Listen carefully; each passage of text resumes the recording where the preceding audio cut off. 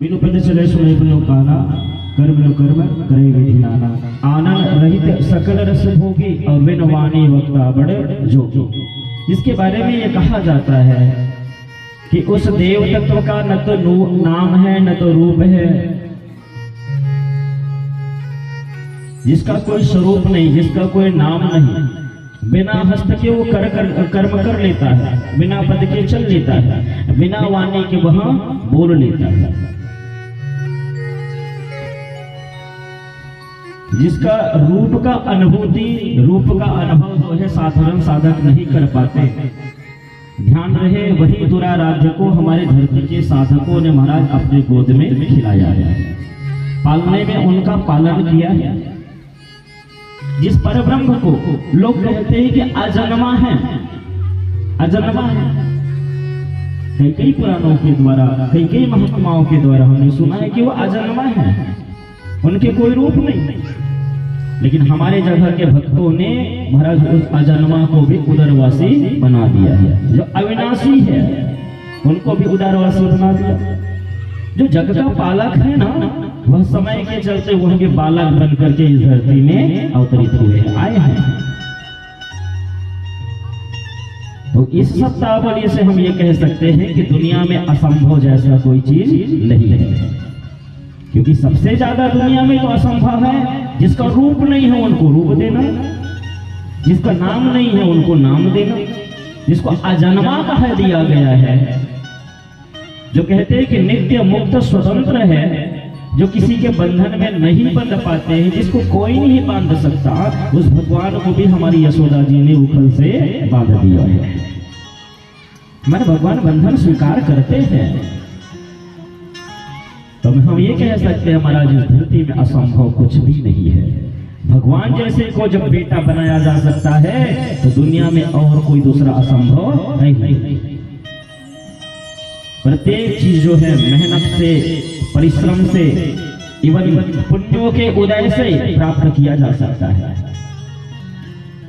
Even जीवन में अगर हम सत्कर्म करते रहेंगे, अच्छा कार्य करते रहेंगे, एक समय आने के बाद साधारण सा मनुष्य इंद्र तक भी बन सकता है। इंद्र भी हम बन सकते हैं। अरे मानव ही तो देव बनता है ना। देवता कोई परमानेंट देवता नहीं है। देव जो है वो परमानेंट देव ही रहेंगे ऐसा नहीं है। मनुष्य ही देव बनता है, और जब मनुष्य ही देव बन सकता है तो मनुष्य भी राक्षस ही है, राक्षस भी बन सकता है। हमारा प्रमोशन भी हो सकता है और हमारा डिमोशन भी हो सकता है महाराज।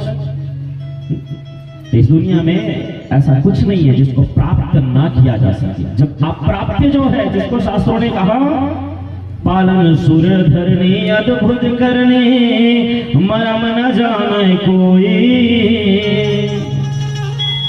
जिसके बारे में बताया जाता है पालन सुर धरने अद्भुत करने, मरम न जाने कोई, जिसके मरम को कोई नहीं जान सकता। अरे हजार हजार जिसके मुख है शेषनाग, वह भी कहते नेति नेति। नेति नेति का अर्थ है ऐसा नहीं है, ऐसा नहीं है। सरस्वती जी बोलती है कि मैं सबसे ज्यादा बात करने वाली, सबसे ज्यादा बोलने वाली, मैं वाणी की देवी, फिर भी मैं उनका बखान नहीं कर पाती, फिर भी मैं असमर्थ हूं उनकी महिमा को गाने को। पालन सुर धरनी, उनकी अद्भुत करनी है, और मरम न जाने कोई, उसका मरम कोई नहीं जान सकता दुनिया में। इवन ब्रह्मा को भी उनका मरम का भान नहीं है, कोई देव नहीं जान सकता उसके बारे में। और फिर भी एक तरफ क्या कह दिए, मांगी नाम के वटयाना, कही तुम्हारे मरम मैं जाना। एक तरफ उसी ब्रह्म के लिए क्या कहा कि उसके मरम को कोई नहीं जान सकता, और दूसरी तरफ ये केवट क्या कहता है, मैं आपके मरम को जानता हूं। इतनी अद्भुत बात है महाराज, आप कल्पना कर तो देखिए, जिसके मरम को ब्रह्मा जैसे नहीं जान पाते, उसके मरम को एक केवट जान जाता है।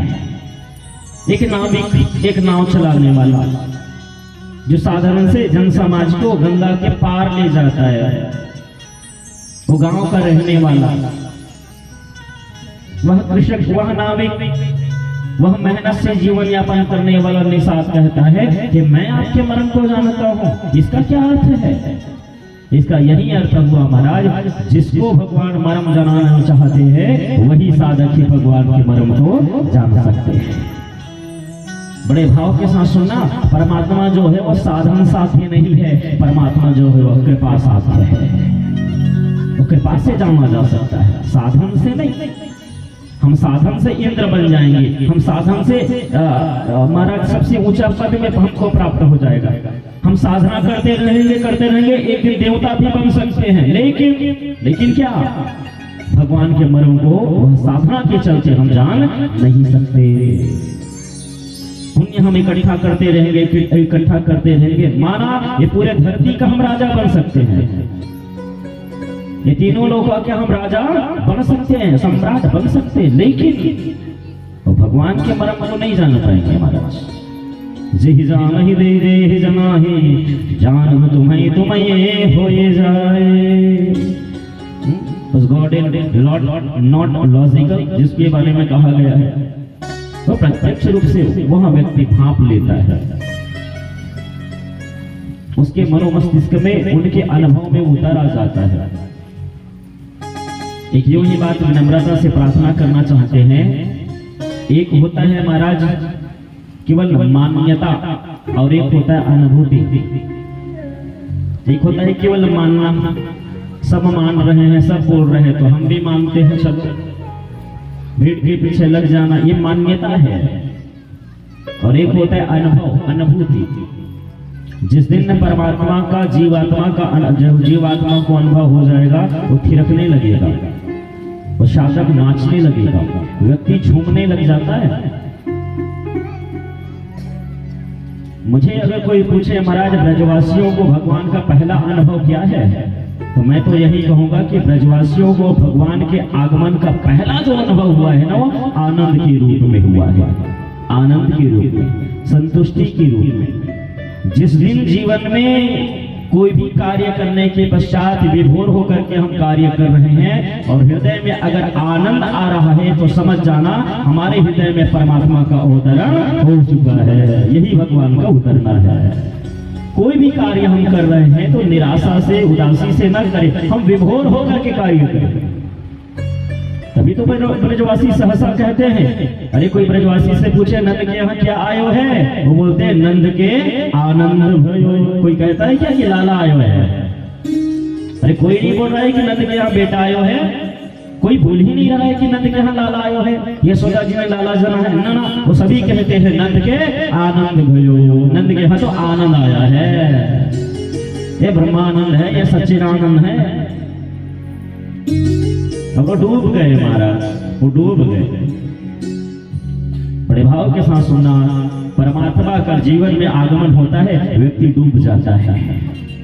दशरथ जन्म पुत्र जन्म सुनिकाना, मानव ब्रह्मानंद समाना। दशरथ पुत्र जन्म सुनिकाना और मानव ब्रह्मानंद समाना, वह भी डूब गए थे। दशरथ जी के यहाँ जब भगवान का आगमन हुआ है तो वहां भी नहीं बोला जा रहा है कि आपके यहाँ कोई विधवा हुए है, और अगर किसी ने कहा भी कि भैया आपके यहाँ पुत्र का जन्म हुआ है, लेकिन दशरथ ब्रह्मानंद में डूब गए, क्योंकि उनको पता है मेरे घर जो आया है वो साधारण बेटा नहीं है, वो स्वयं में ब्रह्मानंद है, वो परमानंद है, वो सच्चिदानंद है, वो पूर्ण परमेश्वर है। भगवान मेरे घर में बेटा रूप में आयो है, वो अपने आप में आनंद स्वरूप है, आनंद घन चिद घन। वैसे ही ब्रजवासियों को भी आनंद की अनुभूति हो रही है। इसी तो वो सहसा बोलते हैं, भैया हमने पा लिया है, किनको? हमने सर्वस्व पा लिया है। अब हमारे जीवन में कुछ भी और प्राप्त करने की इच्छा नहीं रही। अब प्राप्त चीज प्राप्त कर लिए है तो और क्या इच्छा रहेगी? इच्छा ही समाप्त हो गया। अरे भगवान को पा लेने के बाद और क्या चाहिए दुनिया में? ये तो अंतिम है, ये पूर्णता है। पूर्ण ब्रह्म को हमने पा लिया है तो और क्या चाहिए हमें? ब्रजवासी से कोई पूछे, भैया कि आपके यहाँ तो पूरे देवता घूमते रहते, हमें देवता से मतलब नहीं है, जब से हमारा लाला आयो है, जब से हमारा भगवान आया है, तब से यहाँ महादेव घूमते रहते हैं, ब्रह्मा जी आते जाते रहते, देव राजेंद्र मिलेंगे आपको और सारे देव मिल जाते हैं। और ये कब होता है? जब यशोदा जैसे, नंद जैसे कोई साधक जीवन में ऐसी धरती में आया करते हैं। आप कभी विचार करके देखना, भगवान जब आए तो मथुरा में आए, लेकिन मथुरा में वो रात भर भी बिताना पसंद नहीं कर रहे हैं, रात में ही छोड़ करके चले गए। मथुरा में रहना पसंद नहीं है भगवान को। कोई पूछे आखिर भगवान रातों रात क्यों भाग गए, मथुरा में क्यों नहीं रहना चाहता? तो संतों ने बहुत अच्छी बात कही है। मथुरा में महाराज कंस रहता है, और कंस कौन? कंस जो है ऐसा दुष्ट है, ऐसे पापी है जो स्त्रियों का अनादर करता है, अपमान करता है। मेरा भगवान वह स्थान को कभी चयन नहीं करता, उस पक्ष में कभी नहीं रह सकता जिस घर में, जिस परिवार में एक स्त्री का अपमान हो गए, अनादर हो गए। कंस स्त्रियों का अपमान करता है, अनादर करता है, उनके चरित्र और स्वाभिमान को ठेस पहुंचाता है, ये आचरण को लूटने का प्रयास करता है। ये कंस, ये दुष्ट है। इसलिए भगवान ने कहा मैं यहां नहीं रहूंगा, और बताने का बस इतना सा प्रयास है, मेरा ठाकुर उस पक्ष में कभी नहीं रह सकते हैं जहां एक स्त्री का अपमान हो। महाभारत की कथा में आप देखेंगे कि भगवान कृष्ण जो है कुंती को भी बुआ कह करके संबोधित करते हैं, और गांधारी को भी बुआ कह करके संबोधित करते हैं। कुंती के जो पुत्र है पांडव है, जो सदैव स्त्रियों का, नारियों का सम्मान करते हैं, और वह कौरव है जो महाराज भरी सभा में एक स्त्री के लाज उतारने का प्रयास करते हैं। अर्जुन भी भगवान के भाई लगते हैं, और दुर्योधन भी भगवान के भाई ही लगते हैं, लेकिन कभी भी वो दुर्योधन के पक्ष में मेरा भगवान पक्षधर नहीं बना, उस पक्ष में कभी नहीं रह सकता मेरा ठाकुर। इसलिए भी हमारे ठाकुर जी रातों रात मथुरा छोड़ करके गोकुल आ गए। संतों ने बताया है कि परमात्मा के 3 स्वरूप होते हैं, और 3 ही जगह हमारे भगवान ने लीला संपन्न करी है। एक मथुरा, दूसरा गोकुल, और तीसरा द्वारकापुर। परमात्मा को भी 3 स्वरूप वाला कहा गया है, 3 संज्ञा दिया गया है, विश्व, तेजस और प्राप्य। भगवान जब मथुरा में प्रकट होकर के आए तो तेज के रूप में आए, वहां से वो गोकुल चले गए तो वहां पे उनको विश्व स्वरूप से संबोधित किया गया, और फिर वह द्वारकापुरी चले गए तो वहां पे उनको प्राप्य कहा गया। ये बात समझना आए तो यहाँ से समझिए हमारे पास भी 3 देह है, 3 शरीर है। एक है सूक्ष्म शरीर, एक है स्थूल शरीर, और तीसरा है कारण शरीर। अब इनको ऐसा समझिए, प्रभु जब आते हैं तो मथुरा में आते हैं। मथुरा क्या है? सूक्ष्म शरीर है। भगवान भी हमारे जीवन में उतर के आएंगे तो अंतर सूक्ष्म भाव में ही वह पहले उतर के आते हैं, अंतर पहले आएंगे वो। फिर वो गोकुल में गए। गोकुल में क्या हुआ? आगमन तो मथुरा में हुआ, लेकिन वहां कोई नाच कूद नहीं रहे, कोई उत्सव नहीं हो रहा है मथुरा में। उत्सव कहाँ मनाया गया? उत्सव मनाया गया गोकुल में। तो भगवान का अवतरण भी हमारे जीवन में, हृदय में होता है तो सूक्ष्म शरीर में आनंद उत्सव नहीं होता महाराज, स्थूल शरीर में आनंद उत्सव मनाया जाता है। स्थूल शरीर मतलब आपके हाथ पांव थिरकने लगेंगे। थोड़ा सा सरल कर रहा हूं इसको। कल जब हमारे ठाकुर जी का आगमन हुआ तो कितने कितने भाई बहनें, हमारी दादी जी दादाजी लोग झूम रहे थे, नाचने लगे थे। एक बहुत बड़ी बात बताएं, जब भगवान का आगमन जीवन में होता है ना तो दुनिया की मर्यादाओं का कोई ध्यान रखा नहीं जाता, दुनिया की मर्यादाएं भूल जाती है महाराज। जब तक कि दुनिया की मर्यादा का भान है हमारे अंदर में अगर संकोच है तो मुझे लगता है हम ठाकुर जी से बहुत दूर है, हम भगवान से बहुत दूर है। जब तक कि दुनिया का भान है, दुनिया नजर आ रहे हो आपको, आप ईश्वर सत्ता से बहुत दूर हो महाराज। क्योंकि जिस दिन भगवान जीवन में आता है महाराज, मर्यादाओं को लोग लांघ जाते हैं। दुनिया क्या कहेगी उसकी परवाह अगर नहीं करते, वही ठाकुर जी को प्रिय होते हैं, वो भगवान के चाहने वाले होते हैं। जब तक कि दुनिया का प्रभाव, दुनिया का भान है आपको, दुनिया ये कहेगी, मेरा गांव वाला ये कहेगा, मेरे शहर वाले ये कहेंगे, हाँ मेरे समाज के लोग देखेंगे मुझे क्या कहेंगे, मेरे परिवार के लोग मुझे देखें, जब तक कि आपके अंदर में लज्जा है, संकोच है, बना हुआ है ये चीज, दूसरा मुझे देख रहा है, मुझे लगता है मेरे ठाकुर जी से आप बहुत दूर हैं, बहुत दूर हैं। अभी आपको बहुत मेहनत करनी पड़ेगी, अभी आपको बहुत यात्राएं करनी पड़ेगी, बहुत प्रयास करना पड़ेगा भगवान को अपना बनाने को या भगवान के बनने को। क्योंकि जो ईश्वर सत्ता के हो जाते हैं, जो ठाकुर जी के हो गए ना महाराज, वो मर्यादा नहीं रखते, हो तो खान भूल जाते हैं, परवाह ही नहीं रखते दुनिया का, और फिर वो थिरकने लगते हैं, वो झूमने लगते हैं, उनको लगने लगता है मैं गाऊं गोविंद की और गोविंद मेरे हैं, मैं ठाकुर की, हम तो ठाकुर के हैं और ठाकुर हमारे हैं। एक संत ने बहुत अच्छी लाइन कही है, ठाकुर हमरे रमन बिहारी, हम है रमन बिहारी के, ठाकुर हमरे रमन बिहारी, हम है रमन बिहारी के।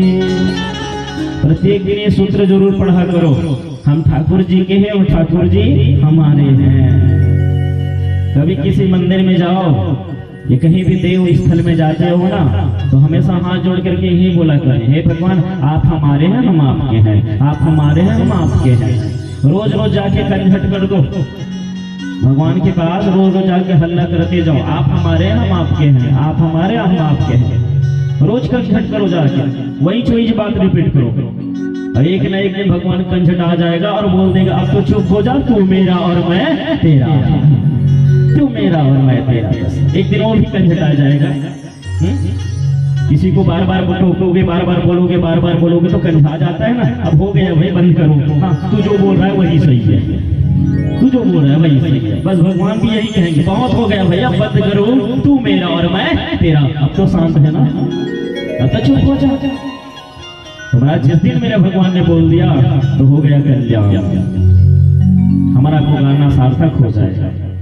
ये होता है महाराज नंद और यशोदा के घर में जो आनंद के आगमन हुए है, उसका कुछ अलग ही रहस्यमय बात, रहस्यमय उत्सव है। भगवान के आगमन का तो कुछ आनंद ही अलग होता है महाराज। भगवान के लिए जो किया जाए ना उसमें आनंद बढ़ता है, बड़े भाव से सुनना। भगवान के लिए जो भी किया जाए, देवी देवताओं के लिए जो किया जाए, उसमें आनंद बढ़ता है, खुशियां बढ़ता है, लोगों को सुख मिलता है। प्रायः अपने लिए जो किया जाए ना उसमें रगड़ा झगड़ा हो ही जाता है। आप लोग देखे होंगे घर परिवार में कोई छोटा छोटा मांगलिक कार्य है, उसमें लोग रूठते हैं। कई बार तो ब्याह होता है, घर में शादी होते हैं, लोग मुंह फुला लेते हैं, है ना, हमें नहीं पूछा जा रहा है, हमने ऐसा तो कुछ किया नहीं है, हमें क्यों हमसे राय नहीं लिया जाए। छोटे छोटे मांगलिक कार्य में लोग मुंह फुला के बैठ जाते हैं, हमें कोई कुछ बोल नहीं रहा है, हमें कोई पूछ नहीं रहा है। भाई हमें भी तो हमसे भी तो सलाह लेनी चाहिए, या हमें भी तो कोई कार्य सौंपना चाहिए, काम सौंपना चाहिए। छोटे छोटे मांगलिक कार्य में लोग रूठते रहते हैं, मुंह फुलाते रहते हैं। लेकिन भगवान का जो कार्य होता है ना, जो कार्य भगवान के लिए किया जाए, उसमें महाराज आनंद ही बढ़ता है, उसमें सुख ही बढ़ता जाता है, उसमें शांति ही बढ़ती है, उसमें लोगों के चेहरे में खुशियां आती है। यही अंतर है महाराज, दुनिया के लिए कोई कार्य किया जाए उसमें, और भगवान के लिए जो कार्य किया जाए उसमें, ये भेद है, यही भेद है, ये अंतर बनता है। कथा पांडाली कितना अच्छा जगह है, बड़े भाव के साथ लोग आते हैं, और जहाँ भी स्थान मिले जगह दिखे वो बैठ जाते हैं प्रेम से। कथा पांडाली तो एक ऐसा जगह है जहाँ पे जात पात पूछा नहीं जाता, यहाँ ऊंचा और नीचा नहीं देखा जाता कि कौन बड़ा आदमी है, कौन गरीब घर से आया है, छोटा जगह से आया हुआ है। यहाँ कहाँ से भेद है महाराज, यहाँ कोई जात पात नहीं पूछा जाता। ये संतों का प्रेम नगर है, यहाँ सफल कर आना। ये संतों का प्रेम ही तो जगह है, प्रेम स्थली तो है, ये अद्भुत जगह होता है महाराज। जो भी आए यहाँ किसी का हो जाए दीवाना जे, एक सभी की प्यास यहाँ पर, एक सभी का है प्याला। एक सभी की प्यास यहाँ पर एक सभी का है प्याला। यहाँ एक ऐसा स्थान है जहाँ भांत पसारे प्रसाद का इंतजार किया करते हैं। एक ही तो जगह होता है जहाँ कितना श्रद्धा है, कितना प्रेम से हम भर करके बैठते हैं महाराज कि हमको प्रसाद का इंतजार रहता है। एक आरती की थाल की हम इंतजार में बैठे रहते हैं कि भगवान के द्वारा जो आरती उतारा गया है वो थाल की जो ज्योति है वो हमारे माथे से लग जाए। कितना श्रद्धा है हमारे अंदर, बताओ कितना समर्पण है हमारे अंदर कि हम थोड़े से प्रसाद के लिए इतने लालच में बैठे रहते हैं, लोभ में बैठे रहते हैं कि थोड़ा सा प्रसाद हमारे हाथ में आ जाए। ईमानदारी से बताना, हमारे घर भोजन की कोई कमी है क्या? नहीं है ना। हमारे घर खाने पीने की कोई कमी नहीं है, लेकिन हम इतने किसी प्रसाद के लिए ऐसे लालच लेके बैठे रहते हैं, हमारे ऐसे लोभ लेके बैठे। इसी की तो भक्ति कहा गया है। और क्या भक्ति है? यही तो समर्पण है। हाँ, यही तो प्रेमियों का गुण है महाराज, यही तो लक्षण है। क्या श्रद्धा है हमारे अंदर महाराज, क्या श्रद्धा है। एक कण भी अगर जमीन में गिर जाता है तो उस कण को हम माथे से लगा लेते हैं। एक कण भी प्रसाद का गिर जाता है धरती से, हमारा आत्मा कांप जाता है। भगवान का प्रसाद है ये, जमीन में नहीं गिरना चाहिए। हाँ, समर्पण, इसी तो भक्ति का रूप कहा जाता है बराबर। लंबे समय के लिए जप में बैठ जाना, तपस्या करने के लिए बैठ जाना, गुफाओं में चले जाकर के बैठ जाना, कंदरा में चले जाकर के बैठ जाना, इसे ही भक्ति नहीं कहा गया है। केवल अकेले बैठेंगे गुफा में जाकर, कंदरा में बैठ जाकर के सर्वस्व छोड़ करके गए हैं, वही भक्ति नहीं होता महाराज। कि वही साधना नहीं है, ये भी तो एक साधना है। कितना पूर्णता रहता है, कैसा समर्पण रहता है, क्या श्रद्धा है महाराज, कितना विश्वास है हमको भगवान नाम पर। एक कण के लिए तरसते हैं। बहुत बड़ी बात बताएं, यही जो आपके अंदर जो भाव जग रहा है ना, यही भाव ब्रजवासियों की भी अंदर है, यही भाव है और ज्यादा भेद नहीं है। कभी उस पूजा पाठ के बारे में भी तो हम चर्चा करें, कभी उस साधना के बारे में भी तो चर्चा करें, कभी हम उस तपस्या के बारे में भी तो चर्चा करें महाराज, जिसकी पूर्णता, जिसकी प्राप्ति भगवान हो। अब कभी कल्पना करके तो देखना, यशोदा माता वो कौन सा मंत्र जप करती थी, ऐसा क्या मंत्र कर लेती थी, ऐसा कौन सा पूजा पाठ का विधान है कि भगवान को रातों रात अपने ओर खींच दी यशोदा। बिना साधना से नहीं हो सकता, बिना समर्पण से नहीं हो सकता है, बिना अनुष्ठान से नहीं हो सकता कि भगवान विवश होकर के आपके कोख में आना चाहे, भगवान आपका बेटा बनना चाहे। वो कौन सा मंत्र पढ़ती है यशोदा, वो कौन सा पूजा पाठ कर लेती है यशोदा कि रातों रात अपने ओर खींच दी भगवान को। ये तो बड़े भाव के साथ विश्वास से सुनना। देवकी कौन है? देवकी माता ही अदिति है, एक कश्यप की पत्नी अदिति है और इनका तो गर्जना है। ये तो संकल्प लेती है, मेरे बेटे होंगे तो मरणासन में जाने वाले नहीं, मेरे बेटे कभी नहीं मरेंगे, मैं जब भी जन्म दूंगी तो अजर और अमर को ही जन्म दूंगी। मेरे पास वो मंत्र है, मेरे पास वो साधना। ये देवती की गर्जना है, देखो देवहूति है, यही अदिति है जो देवताओं का हिस्सा निकालना जानती है। ये गर्जना करती है, मेरे पुत्र होंगे तो केवल और केवल देवता ही होंगे, मेरे पुत्र मनुष्य नहीं हो सकते, मेरे पुत्र राक्षस नहीं हो सकते, जो मृत्यु सैया में पड़ जाए ऐसा मेरा संतान नहीं हो सकता। ये माँ देवहूति की गर्जना है, ये माँ अदिति की गर्जना है, माँ देवहूति की ये गर्जना है। अरे अकस्मात भी अगर उन्हें जन्म देना पड़े ना तो मैं वामन जनूंगी। अकस्मात अचानक भी अगर कोई इसी पुत्र को जन्म देना पड़ जाए मुझे, तो मेरे बेटे के पुत्र कौन होंगे? वामन होंगे। अचानक भी अगर जन्म देना पड़े तो, लेकिन मेरे संतान मनुष्य नहीं हो सकते। ये इसकी गर्जना है, ये इसका संकल्प है। मैं तो भगवान को अपने कोख में पालन पोषण करूंगी, भगवान आएंगे मेरे कोख में। क्या दिव्य संकल्प है इसका। लेकिन यशोदा कहती है कि ना, मेरे पूजा पाठ पर किसी को कानो कान भी पता चलना नहीं चाहिए। ये यशोदा और देवकी में यही एक भेद है। यद्यपि मैं भेद तो निकालने का इतना सामर्थ्य नहीं कर सकता, लेकिन मुझे लगता है ऐसा, इसलिए देवकी मैया को छोड़ करके भगवान यशोदा के पास चले गए। रातों रात कानो कान किसी को पता नहीं। आपको मालूम हो या ना हो, एक बहुत बड़ी बात बता रहे हैं। भगवान जब मथुरा में आए ना, सबको पता है ब्रह्मा जी जानते हैं, इंद्र जानते हैं, कुबेर जानते हैं, सूर्य नारायण जानते हैं, यम जानते हैं, काल जानते हैं, प्रकृति जानती है। सबको पता है भगवान मथुरा में आए,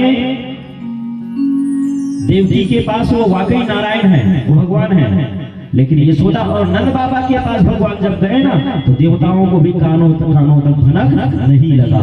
कोई देवता को पता नहीं है कि यशोदा के यहाँ आया है वो भगवान है, कोई नहीं जानता सिवाय महादेव के। अगर ब्रह्मा जानते यशोदा के यहाँ जो लाला आयो है गौ चराने वाला वो भगवान है, तो परीक्षा लेने के लिए वहां भी नहीं जाते।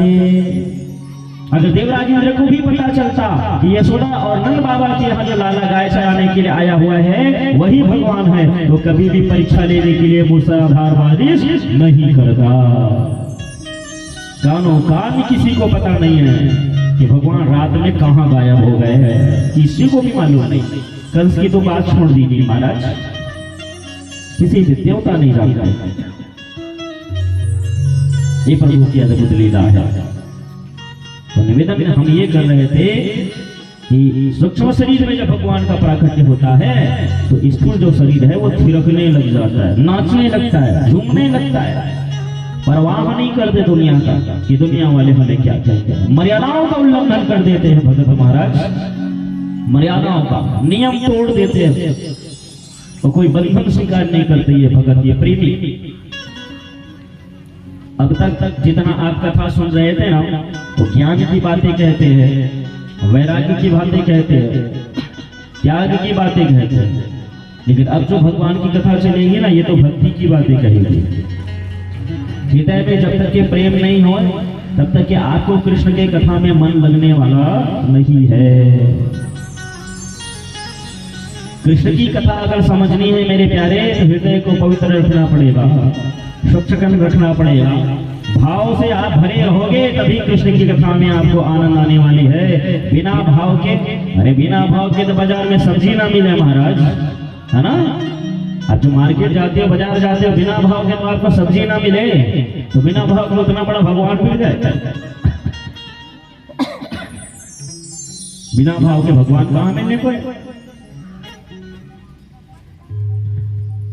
भावो हि विद्यते देवो तस्मात् भावो हि कारणम् न पाषाणे न मृण्मये न पाशे न मृण्मये भावो हि कारणम् तस्मात् भावो कारणम्। भाव में ही भगवान बताया। न तो काष्ठ की मूर्ति में भगवान का वास कहा गया, न तो पत्थर की शिला में भगवान